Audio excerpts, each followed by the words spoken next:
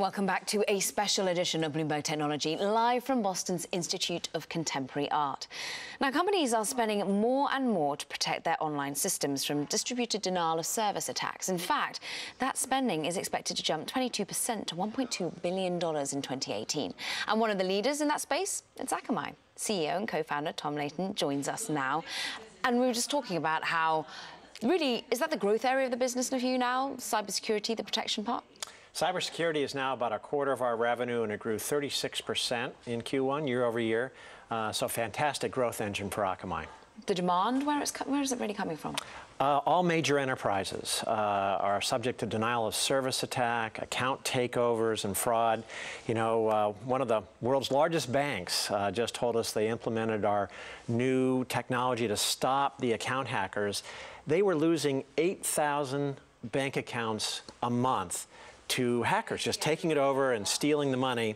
And they turned on the Akamai service, and now it's down to just one or two. So basically stopping account takeover and fraud at the bank.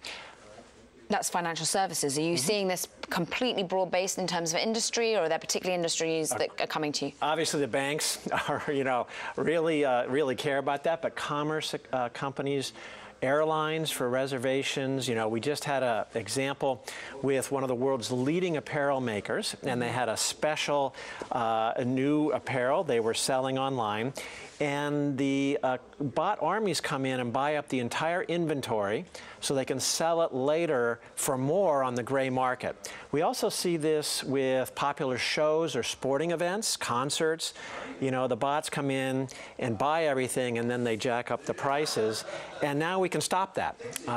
You know, and so we'll filter out the 99% of the traffic that's the bots, so the humans can actually buy the shoes or the tickets online.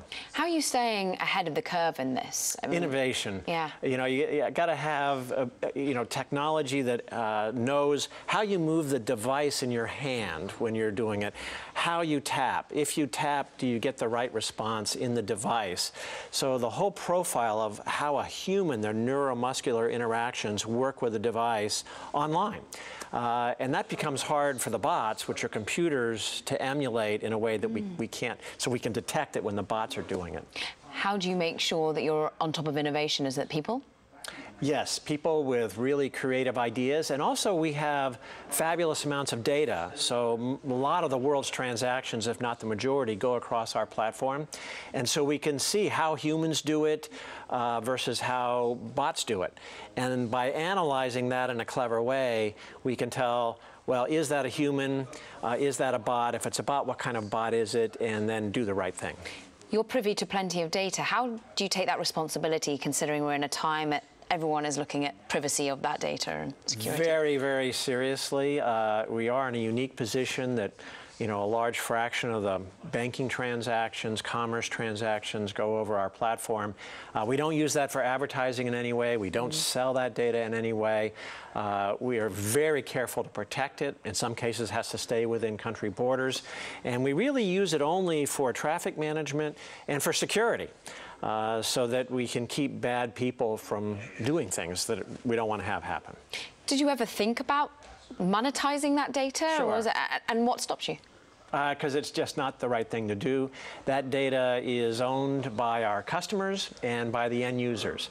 And I don't think it's appropriate for us to use it for other purposes, like, for example, advertising or some of the things you see happening now. So do you think some other business models that have been grown up are inappropriate?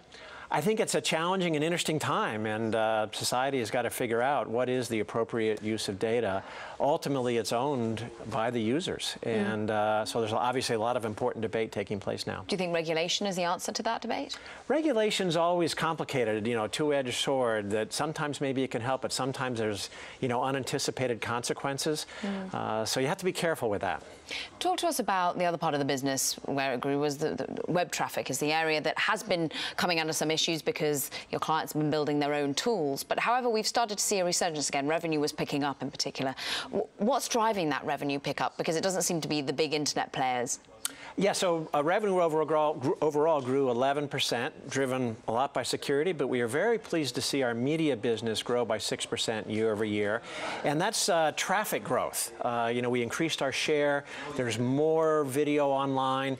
It's at higher quality levels, and that means there's more traffic to watch a high-quality video. Seeing some real uptick on a global basis. Just did the world's largest sporting event ever. 7 million concurrent viewers for cricket. Which, of course, is very popular. Closer to my home, yeah. Yes, in India and other parts of the world. But, outdrew a lot of the events we have here. And then you think 7 million setting a record, that's a tiny number compared to what could happen as more and more video watching is done online. And how do you stay ahead of that curve? Where's the innovation coming in that respect? Yeah, again, capacity is really important. Quality is incredibly important, and that's really hard to do in countries like India, where there's not a lot of infrastructure. And there's a lot of innovation. How do you get high quality in scale when there's not the infrastructure that naturally does it? Had a cool project where we actually put servers in train stations so that people could watch on their mobile device even though they couldn't afford cellular, but they could watch the cricket matches because we were there close by for them. And let's bring it closer to home as we sit overlooking the port here in Boston. What does this city mean for your business, and how much is the innovation that we keep on talking about relevant to this area and crucial for it?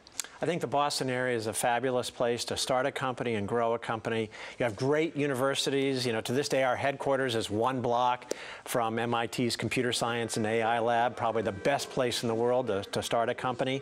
And I think to grow a company, there's really great talent here, a great ecosystem.